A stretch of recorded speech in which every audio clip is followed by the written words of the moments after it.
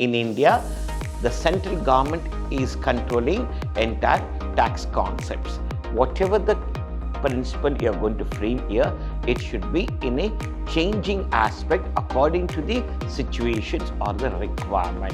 Whatever the tax has to be paid by the person who has earned the income, only he has to pay the tax to the government. The tax that an individual must pay should be certain and not arbitrary.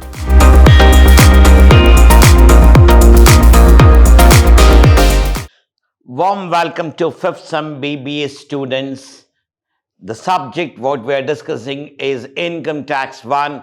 In that one, the first unit, basic concepts of income tax. In our previous session, we have discussed about the definitions, which is very important in the point of view of examination as well as to understand the subject. I am Professor Rajesh L.R. from Department of Commerce and Management, Vidhyaashram, First Grade College, Temple of Excellence, MYSURU.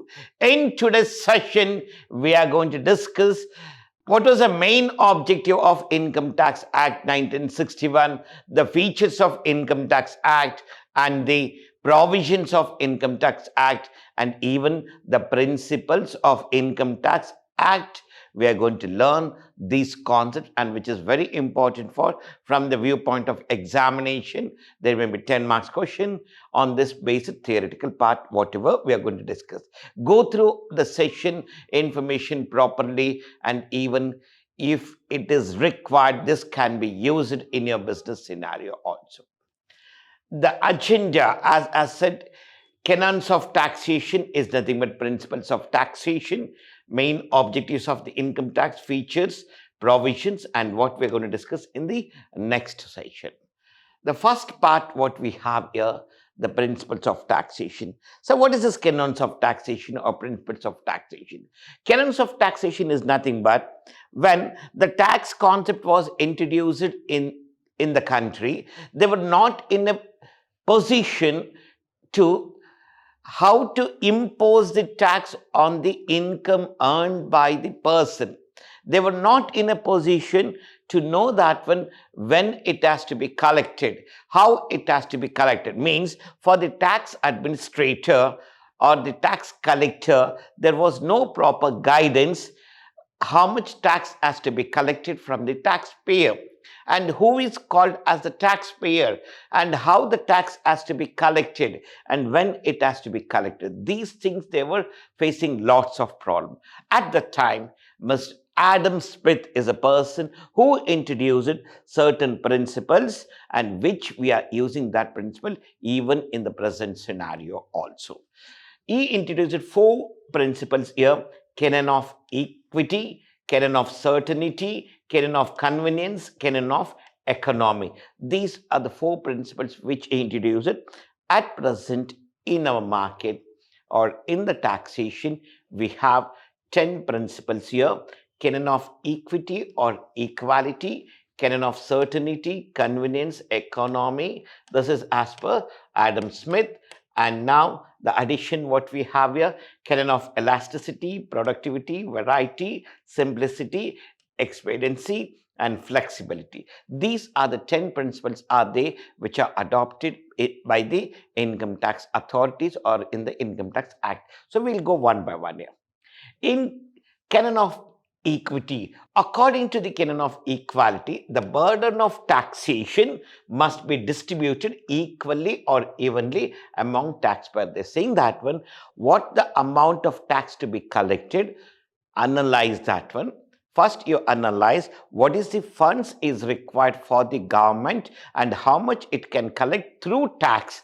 What is the total amount should be collected through tax, and this total amount should be divided equally based on the income earned by the assessee, and not imposing the same amount of tax even if I'm not earning so much of income. So it should be equal part should be given, and based on that, so we can decide and we can collect and we can proceed. So here the administrator, to frame the tax structure, he has to think that what is the funds is required, based on that it should be divided equally. Canon of certainty. The tax that an individual must pay should be certain and not arbitrary. They're saying that one. It should be on certain income what I've earned, in the name of the person. Means if I'm receiving income, I have to pay the tax to the government. Instead of that one, maybe possible are there. You may earn income of this much, so you pay tax. That is not the proper way what we have here. If I'm earning 1 lakh, I have to pay tax on 1 lakh. It's not that assuming that I may earn 10 lakhs, based on that 10 lakhs you pay the tax. I don't know that one. If they're going to say that one, the tax administrator or the tax collector, the taxpayer will be not in a position to pay the tax for the income which is not received, which was only assumed. He cannot pay tax on the assumed part here. Only can pay for the tax what he can get, the income on that he can pay the tax, not on the other part of the tax. That's the concept what we have. The canon of convenience. Tax should be imposed and collected in such a way that it must be convenient for both taxpayers and the government. They're saying that one, the government has to impose the tax in such a way that even the tax collector and the taxpayer should be convenient. Means they are saying that one, there will be a convenient way to collect the tax. It should not be a imposition in such a that one, forcibility, we should not collect that amount.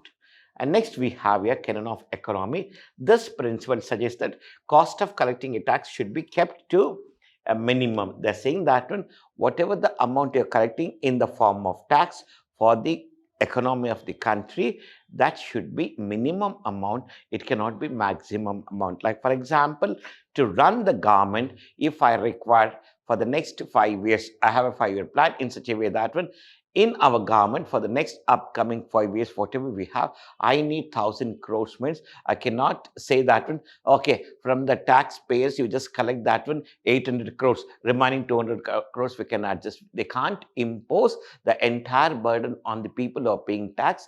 A minimum amount should be collected through the tax, and remaining funds has to be adjusted through other funds for the economy of the government here. Canon of elasticity, this is the fifth principle, right? What they're saying that the canon of elasticity is very important to the modern economist. This canon indicates the tax yield should be flexible. Means they're saying that one, whatever the principle you're going to frame here, it should be in a changing aspect according to the situations or the requirement. It cannot be in a fixed manner. It should be just like a variable concept, whatever we have. Canon of productivity. According to Charles F. Bastill, a well-known classical economist, on the subject of public finance, taxes must be productive or cost effective. This indicates that the revenue generated by any tax must be substantial. They're saying that when whatever the tax collected by the government for the purpose of the society, it should be substantial, or it should be whatever the amount you're collecting through the tax, that should be used for the set purposes or the decision, whatever it is made here. You're collecting the tax amount, and if you're not using that for the right purposes, then there is no use of collecting the tax, or the amount what you have, misuse it for other purposes. The seventh principle what we have here, canon of variety. Taxation must be a dynamic. Dynamic means according to the changing environment.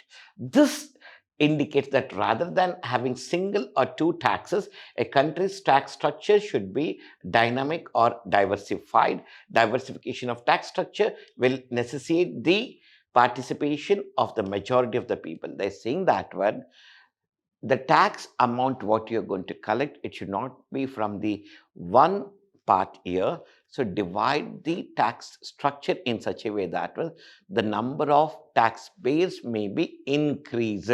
Like for example, divide the source of income, whatever the person or assessee is receiving, in such a way that into different heads. So from each particular head, you can collect a tax from the income earned by the assessee during previous year. It should be in such a way that if I am working in any company or the organization. So I'm going to receive this salary. So collect the tax from the employee in the form of income from salary. This is the amount of benefit what you receive from the employer, and this is the amount of resources what you utilize it. Now you have to pay the tax to the government. This is the amount of tax what you have to pay. Like this, divide the source of income into different heads. That is the reason now we have in the present structure, heads of income is divided into 5 parts: income from salary, income from house property, income from business or profession, income from capital gains, income from other sources. Means they divided the source of income into 5 parts here. The first part is salary, house property, business or profession, capital gains. Excluding this one, whatever the source of income you're receiving, that has been categorized under other source. Like for example, winning from horse race, winning from lotteries, winning from car races, or it may be winning from lottery tickets. Like this, a different concept, whatever it is there, that comes under the other source category. Now, like this, divide the tax concept structure in such a way that one where the number of tax paid can be increased here. The next one we have canon of simplicity. Every tax must be straightforward and understandable to the public so that the taxpayer can collect it without the assistance of tax professionals. They are saying that one, if you provide a proper information for the taxpayer, if you're going to give a proper notification to the taxpayer, and this is how the tax has been charged on your income, and this is the tax has to be paid for whatever the income you earned. So if you're giving a clear information, a step by step, where it can be understood by a common person and he can pay tax without any hurdles. Means the taxpayer should know that one, why I'm paying tax and how much I'm paying tax, why I should pay tax only on this part and not on the other part. And if I want to get benefits from the tax concept here, how I can get those benefits from the tax related. So if he is in a position to understand the concept of the tax, why the government is collecting and how it is going to be used in the government and what are the benefits are there, how much I have to pay tax to the government, when I have to pay to the tax to the government, what is the mode of payment I have to make to the government here. If I know everything, so there is no requirement of any middle person or executive person where is going to guide me. He should be a tax profession person where is going to guide me. This is the amount of tax you have to pay. In some cases, if he misleads me, I'm going to lose the amount of tax whatever I paid here. For that reason, make a common person to understand all the concept which has been drafted or structured to collect the tax from the taxpayer. If the tax administrator or the tax collector provides all the information, it will be easy for us to pay the tax and we can get the benefit of that one. Next, we have here canon of expediency. A tax must be expedient or beneficial so that the government may defend itself against public criticism by arguing for its need. See here, give and provide a concept of information to the general public why they're collecting tax from the taxpayers or the persons who are getting the income. So what is the benefits are there and how the benefits can be used by either by the government or by the taxpayer. If we're giving clear-cut information, no common man will have the argue with the government and they never fight for the thing whatever you're going to do. They feel that one, whatever the things you people have done is for the betterment of the society and not for the betterment of the individual member who has been elected as a cabinet member in the politics, whatever we have, the government formation. Now, the last we have a canon of flexibility. Flexibility is already, I said you people, for changing the concept. The principles can be changed according to time or based on the situation or based on the requirement. You just frame the structures in such a way that one where it should be based on the income of the person, not for the society's income. Based on this person's income frame, more benefits has to be given to the person. Person means here assessee. Assessee is the taxpayer.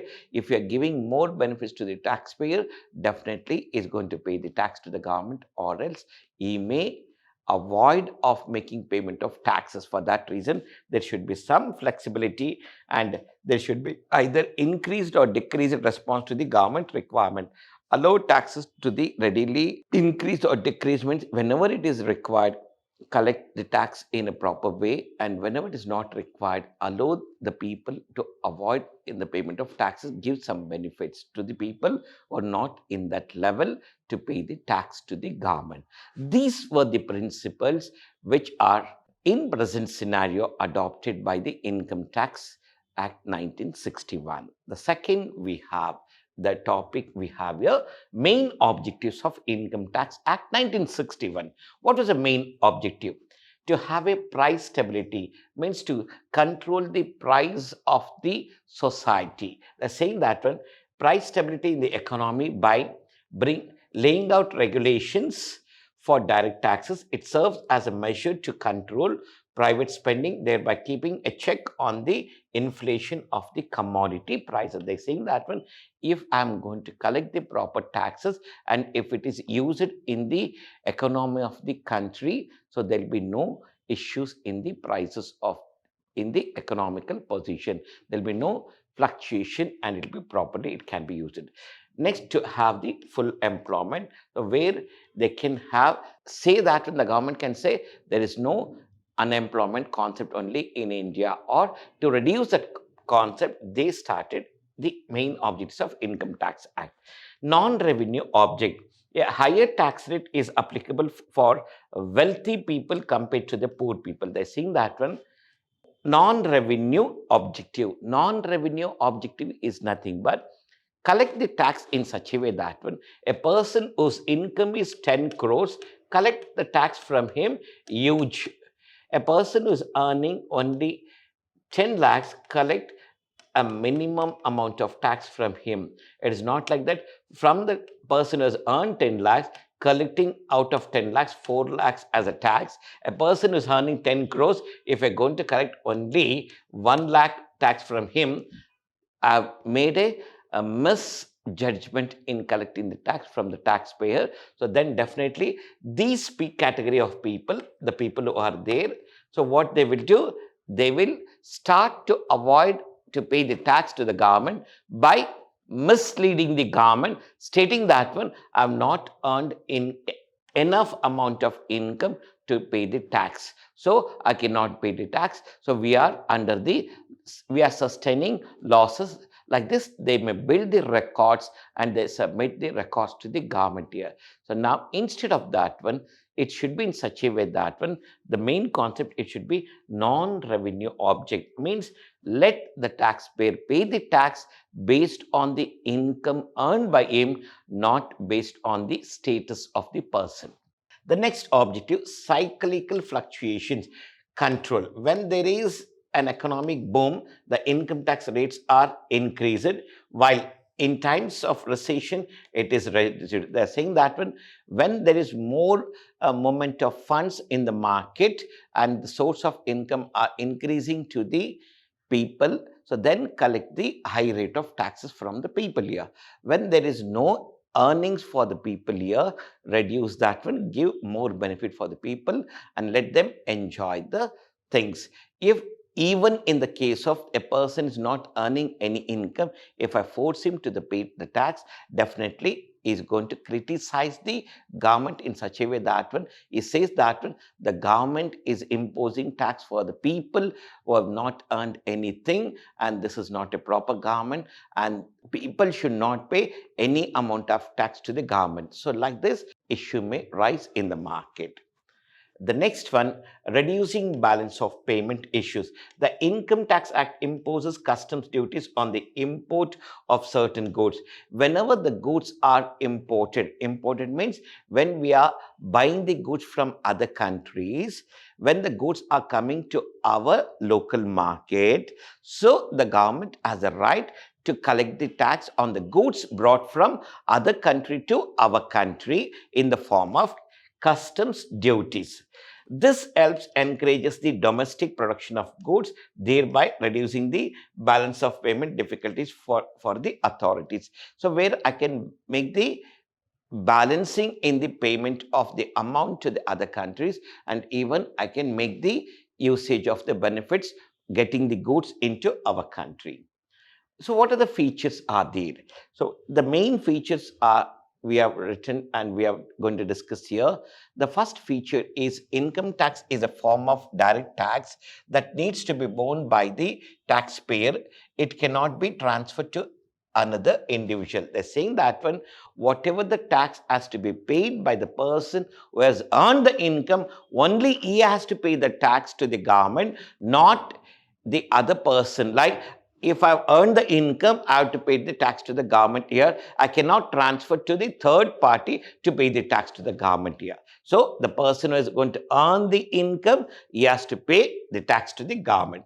The central government of India controls this form of taxation. They're saying that when in India, the central government is controlling entire tax concepts. The third, it is applicable to the taxpayer's income which was earned in the previous year. The tax will be collected from the person or the assessee, what we're going to call. It is based on the income earned by him during the previous financial year. So whatever the amount he earned during previous financial year, that is nothing but 2022-23 is the present previous year what we are discussing here. So in that 2022-23, whatever the income I've earned, on that amount I have to pay the tax to the government. The next one, tax calculation is applicable based on the assessee's income tax slab. Means under which slab the assessee will come, based on that I have to collect the tax from the assessee, not like that imposing the tax.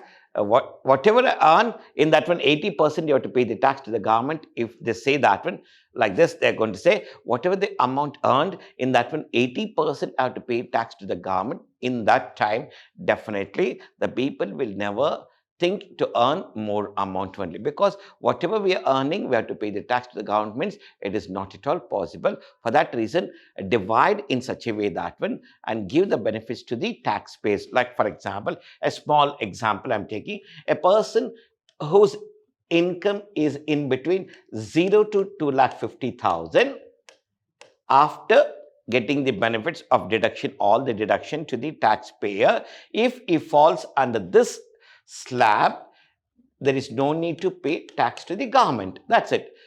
There is no need to pay the nil tax has to be paid by the person who's earning income. Like this, if we are going to divide the structure and we are going to have based on under which slab is coming, based on that we collect the tax. Like for example, we assume that next it is 5%, next 10%, next 15% or 20% or 30%.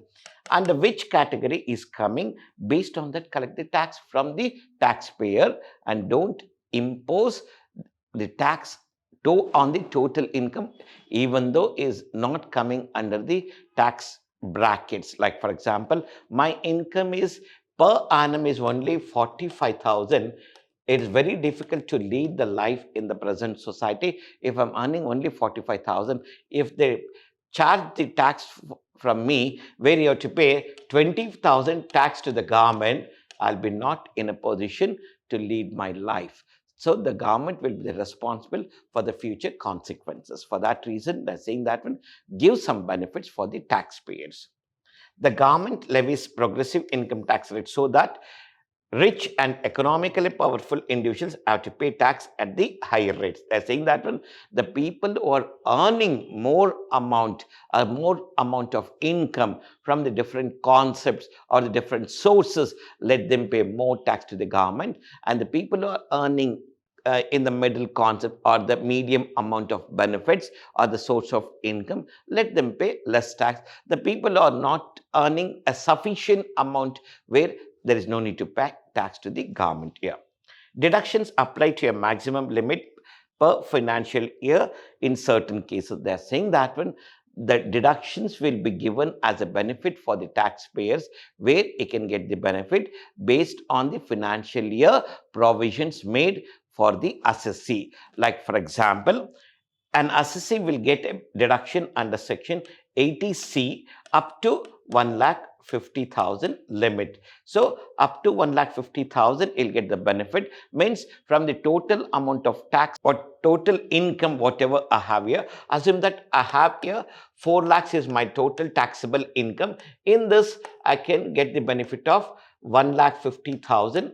1,50,000. So remaining will be 2,50,000 is the taxable income. So now in this 2,50,000, whatever I've got here, on that I have to pay tax. But what the government says, up to 2,50,000, there is no need to pay tax to the government. So there is no need to pay any tax to the government. So under section 80C, the person will get up to a maximum limit of 1,50,000. Like we have different deduction sections are there, provisions are made. So we are going to discuss this one in the upcoming sessions. Next, after features, we have certain provisions. Provisions of Income Tax Act 1961. Appeal under Section 260A to the High Court and Section 261 to the Supreme Court. They're saying that one, if I want to make any case on the income tax authorities, or if I want to have a thing concept where they have force imposed on me to pay tax even though I don't have income. So under section 260A and 261, I can appeal to the Supreme Court. Annual information and financial transaction statement should be provided. They're saying that when all the information of the taxpayer should be collected. What is the total? That is the 12 months information, annual information and financial. Whatever you made the transaction during the 12 months, that information should be provided. Appearance by an authorized representative. They're saying that when you should provide all the details with the support of the executive, or individually you can submit the documents. What is income tax liability? Undertaking tax transactions mode here and assessing tax authorities. Instructions to subordinates authorities. Appeal application for the reference by the income tax officer. Like they have made certain provisions over here, which is support for the income tax administrators or the collector or the taxpayer, what he has to see. Taxability, income tax taxability is nothing but here, what is the tax I have to pay. So I'll get information from the certain authorized people. Like this, they have made certain provision which are supporting to the society. So in today's session, we have discussed such a required part, which is very important for the students as well as for the other people also, where we have discussed the principles of taxation, that is nothing but canons of taxation, and even we discussed about the objectives, features and provisions of Income Tax Act. In the upcoming session, we are going to discuss about gross total income and total income and exempted incomes under section 10, subclause 1, 2, 3. Like this, we have plenty of things are there. And for examination point of view, there will be a compulsory question on exempted income. If you want to get the centum marks in the income tax subject, go through the session properly, collect all the information, record all the information, try to write the proper information in the examination where you can get the allotted marks easily. So in the next session, we are going to discuss whichever is a required important point for the examination point of view. In today's session, we have discussed about principles of taxation and the main objective features and provisions of the taxation, which is very important from viewpoint of examination. Thank you to all my BBA students.